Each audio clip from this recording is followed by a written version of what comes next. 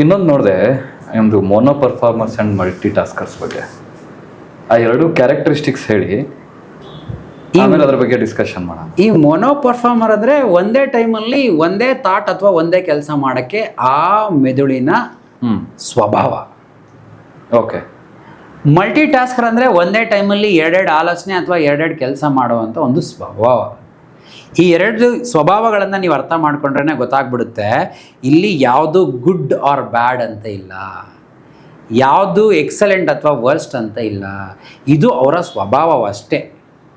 ಇದನ್ನು ಸ್ಟ್ರೆಂತ್ ಅಂತ ನಾವು ಕರೀದ್ಬಿಡ್ತೀವಿ ಅಲ್ವಾ. ಏನು, ಒಂದೇ ಟೈಮಲ್ಲಿ 2-3 ಕೆಲಸ ಮಾಡಿಬಿಟ್ರೆ ಅವ್ರದ್ದು ಸ್ಟ್ರೆಂತ್ ಅಂತೆ. ಯಾರು ಹೇಳಿದ್ರು ನಿಮಗೆ ಇದನ್ನು ಸ್ಟ್ರೆಂತ್ ಅಂತ? ಇದು ಅವ್ರದ್ದು ನೇಚರ್ ಕಣ್ರಿ. ನಿಮಗೆ ಜಿರಾಫೆ ಗೊತ್ತಲ್ವಾ ಸರ್, ಅದು ಎಷ್ಟು ನೀರು ಇಟ್ಕೊಳುತ್ತೆ ಸರ್? ತುಂಬ ಜಾಸ್ತಿ ಇಟ್ಕೊಳುತ್ತೆ ಕಂಪೇರ್ಡ್ ಟು ಅದರ್ ಅನಿಮಲ್ಸ್. ಅದು ಅದರ ನೇಚರ್ ತಾನೇ. ಸಿಂಹ ಹೋಗಿ ಏನು ಬೇಟೆ ಆಡುತ್ತಾ? ಸಿಂಹಿಣಿ ಹತ್ರ ಬೇಟೆ ಆಡಿಸ್ಕೊಂಡು ತಿನ್ನುತ್ತೆ ಅಂತ ಕೇಳಿದ್ರೆ ತಾನೆ, ಅದು ಅದ್ರ ನೇಚರ್ ತಾನೇ.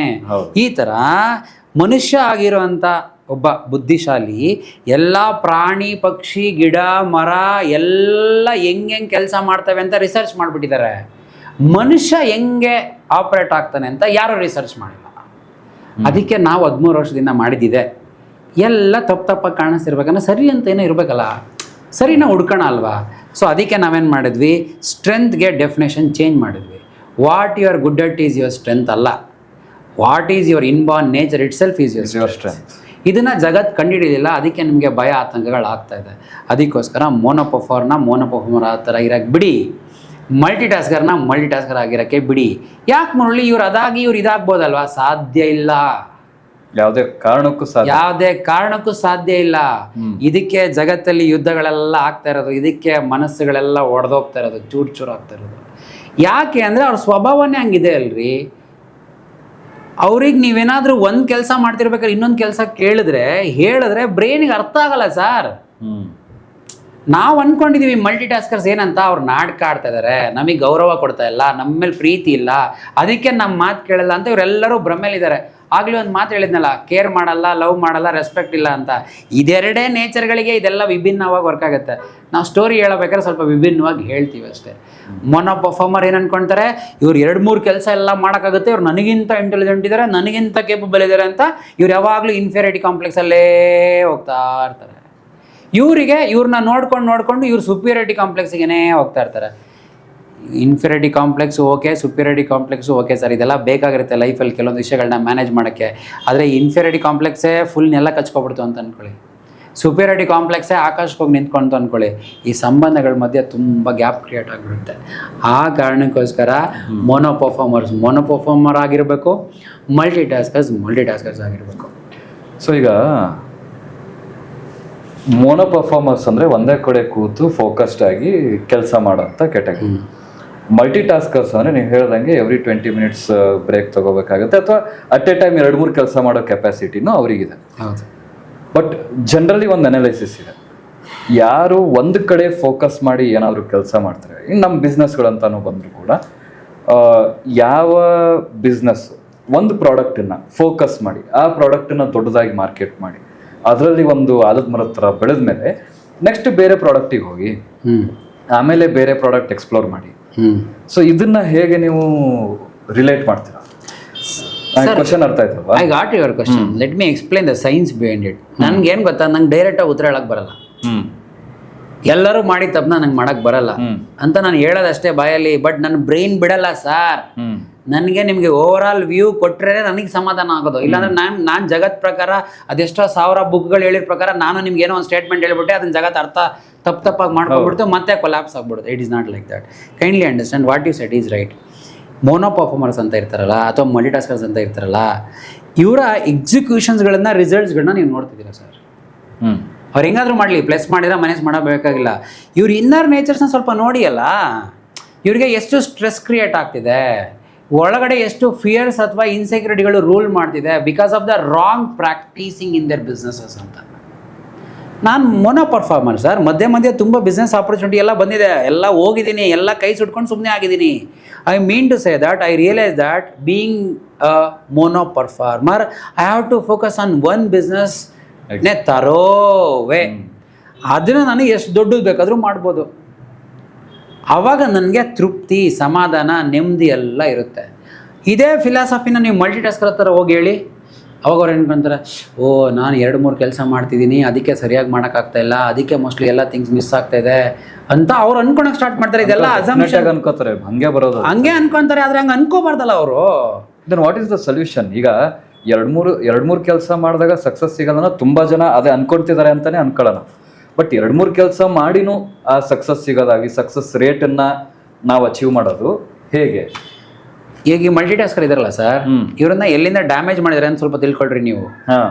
ಇವ್ರಿಗೆ ಕ್ಲಾಸಲ್ಲಿ 20 ನಿಮಿಷದ ಮೇಲೆ ಕುತ್ಕೊಳಕ್ಕಾಗಲ್ಲ, 40 ನಿಮಿಷ ಕ್ಲಾಸ್ ಇಟ್ಟಿದ್ರು ಇವ್ರನ್ನ ಮಲ್ಟಿಟಾಸ್ಕರ್ಸ್ನ. ಎಷ್ಟು ವರ್ಷ? 15 ವರ್ಷ 20 ವರ್ಷ ರಾಂಗ್ ಸರ್ಕ್ಯೂಟಲ್ಲಿ ಜೀವನ ಮಾಡಿದ್ದಾರೆ ಇವರು. ಹಂಗಿರ್ಬೇಕಾದ್ರೆ ಆಲ್ರೆಡಿ ಕಾನ್ಫಿಡೆನ್ಸ್ ಕುಗ್ಗೋಗ್ಬಿಟ್ಟಿದೆ. ಬಟ್ ಒರಿಜಿನಲ್ ನೇಚರ್ ಬಿಡ್ತಾ ಇಲ್ಲ. ನೀವು ಒಂದೇ ಮಾಡಬೇಡ, ಇನ್ನೊಂದು ಮಾಡು, ಮತ್ತೊಂದು ಮಾಡು ಅಂತ ಒರಿಜಿನಲ್ ನೇಚರ್ ಹೇಳ್ತಿದೆ. ಇವಾಗ ನಾವೇನು ಮಾಡ್ತೀವಿ, ಮಲ್ಟಿಟಾಸ್ಕರ್ಸ್ಗೆ ಅವರಲ್ಲಿರೋ ಸ್ಕಿಲ್ಸ್ಗಳನ್ನ ಹೇಳ್ಕೊಡ್ತೀವಿ. ಇವರು ಬಾಂಡ್ ಡೆಲಿಗೇಟರ್ ಆಗಿ ಹುಟ್ಟಿರ್ತಾರೆ ಅಂತ ಅನ್ಕೊಳ್ಳಿ ಸರ್ ಮಲ್ಟಿಟಾಸ್ಕರ್ಸ್. ಇವ್ರೇನು ಮಾಡಬೇಕು, ಮಲ್ಟಿಪಲ್ ಬಿಸ್ನೆಸ್ ಜೊತೆಗೆ ಕೆಲಸಗಳನ್ನ ಬೇರೆಯವ್ರಿಗೆ ಡೆಲಿಗೇಟ್ ಮಾಡಬೇಕು. ಕರೆಕ್ಟ್.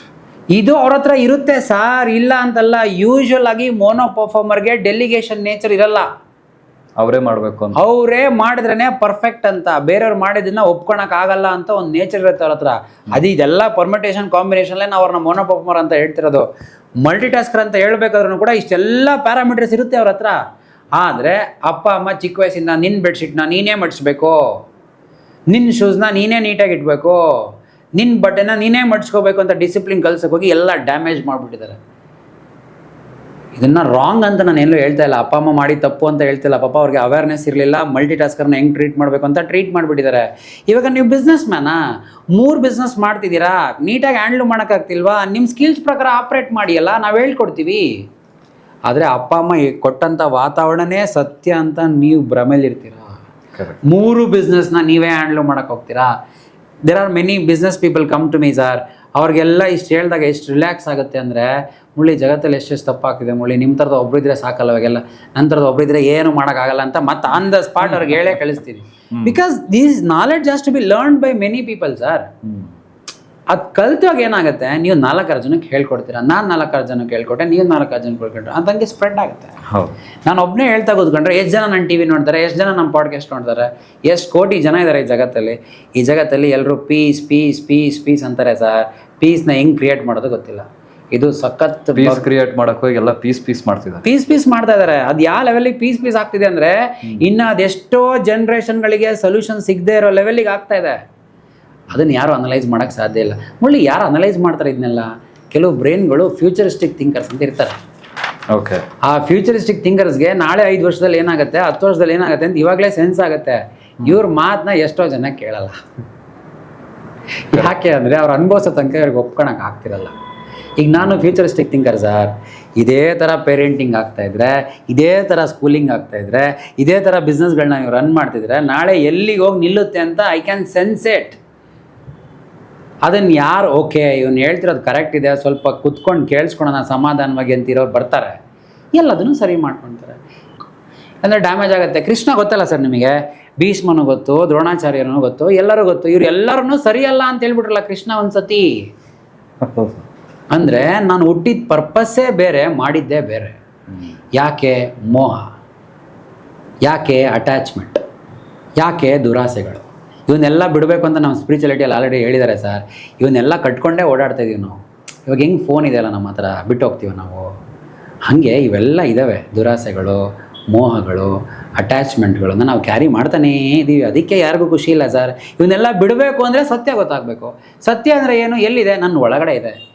ಅದೇಂಗೆ ನಿಮ್ಮ ಹತ್ರ ಇಲ್ವಾ? ನಿಮ್ಮ ಹತ್ರ ಇರೋದು ನಿಮ್ಮ ಸತ್ಯ, ನನ್ನ ಹತ್ರ ಇರೋದು ನನ್ನ ಸತ್ಯ. ಅದಕ್ಕೆ ತಾನೇ ನಾವು ಹೇಳ್ತಿರೋದು, ಪ್ರತಿಯೊಬ್ಬ ವ್ಯಕ್ತಿಯಲ್ಲಿರುವಂಥ ಸತ್ಯಗಳು ಬೇರೆ ಬೇರೆ. ಆ ಸತ್ಯಗಳನ್ನು ಅರ್ಥಕೊಂಡಾಗ ಮಾತ್ರ, ಏನೇನೋ ಹೇಳಿದ್ರೆ ಸರ್, ಅರಿಷಡ್ವರ್ಗಗಳಿಂದ ಹೊರಗಡೆ ಬರಬೇಕು. ಹೆಂಗೆ ಬರಬೇಕು ಅಂತ ಹೇಳ್ರಪ್ಪ. ಎಲ್ಲದನ್ನು ಕಣ್ಮುಂದೆ ಇಟ್ಬಿಟ್ಟು, ಇಲ್ಲ ನೀನು ನಿಗ್ರಹಿಸ್ಕೋಬೇಕು, ನೀನು ನಿಗ್ರಹಿಸ್ಕೋ, ಆಗದೇ ಇರೋವಂಥ ಸರ್ಕ್ಯೂಟ್ಗಳನ್ನ ಇಟ್ಬಿಟ್ಟಿದ್ದೀರಾ, ಅಂತಂಥ ಇಂದ್ರಿಯಗಳನ್ನ ಇಟ್ಬಿಟ್ಟಿದ್ದೀರಾ ನೀವು. ಇದನ್ನ ಹೇಳ್ತಾರೆ ಕೃಷ್ಣ. ಇದನ್ನೆಲ್ಲ ಬೇರ್ ಮಾಡಿ ಇದನ್ನೆಲ್ಲ ಹೊರಗಡೆ ಬಂದ್ರೇ ನೀನು ಒಬ್ಬ ವ್ಯಕ್ತಿತ್ವ ಆಗೋದು ಅಂತ ಅವ್ರು ಹೇಳ್ತಾರೆ. ಓಕೆ, ಆಗೋಣ ಸರ್, ಯಾರಿಗೂ ಆಗಲ್ಲ ಅಂತಿಲ್ಲ. ಅದಕ್ಕೆ ನಮ್ಮ ತಂದೆ ತಾಯಿ ಆಗಲಿ, ಟೀಚರ್ಸ್ ಆಗಲಿ, ಅಟ್ಲೀಸ್ಟ್ ನಮ್ಗೆ ಏನು ಬೇಕು ಅಂತ ವಾತಾವರಣ ಕೊಡಬೇಕಲ್ಲ ಸರ್. ಒಂದು ಬೀಜ ಇದೆ, ಆ ಬೀಜಕ್ಕೆ ನಾನು ಎಷ್ಟು 1000 ಬೀಜಗಳನ್ನು ಮಾಡ್ತೀನಿ ಅನ್ನೋ ಒಂದು ನಂಬಿಕೆ ಆ ಬೀಜಕ್ಕೆ ಇರಲ್ಲ. ಯಾವಾಗ ಕೇವಲ ಬೀಜ ಆಗಿದ್ದಾಗ. ಯಾವಾಗ ಆ ಬೀಜನ ನಾವು ಭೂಮಿ ಒಳಗಡೆ ಹಾಕ್ತೀವಿ, ಸನ್ಲೈಟು, ಅದಕ್ಕೆ ಬೇಕಾಗಿರೋ ನೀರು, ಫಲವತ್ತತೆ ಎಲ್ಲ ಸಿಕ್ಕಿದಾಗ ಅದು ದೊಡ್ಡ ಮರ ಆಗಿ ಹಣ್ಣುಗಳನ್ನೆಲ್ಲ ಬಿಟ್ಟ ಮೇಲೆ ಅವಾಗ ಗೊತ್ತಾಗುತ್ತೆ ನನ್ನಲ್ಲಿ ಇಷ್ಟು ಸಾಮರ್ಥ್ಯ ಇತ್ತು ಅಂತ. ಕೃಷ್ಣ ಜೊತೆಗೆ ನಮ್ಮ ವಿವೇಕಾನಂದ ಅವರು ಹಂಗೆ ಅಲ್ವಾ ಸರ್, ಅದೆಷ್ಟೋ ವರ್ಷಗಳ ಹಿಂದೆ ನನ್ನ ಹತ್ರ ಬರ್ರಪ್ಪ ಜಗತ್ತನ್ನೇ ಬದಲಾಯಿಸ್ತೀನಿ ಅಂತ ಹೇಳಿರೋ ತಾನೆ. ಅಂದರೆ ಆ ವಿವೇಕಾನಂದ ಅನ್ನೋ ಒಂದು ಸೀಡಿಗೆ, ಬೀಜಕ್ಕೆ ಗೊತ್ತಿತ್ತು ನನ್ನ ಸಾಮರ್ಥ್ಯ ಏನಿದೆ ಅಂತ. ನನಗೆ ಇವಾಗ ನನ್ನ ಸಾಮರ್ಥ್ಯ ಗೊತ್ತಿಲ್ಲ, ಅದಕ್ಕೆ ನೀವು ಕರೆದಾಗ ನಾನು ನಿಮ್ಮ ಹತ್ರ ಬರಲಿಲ್ಲ.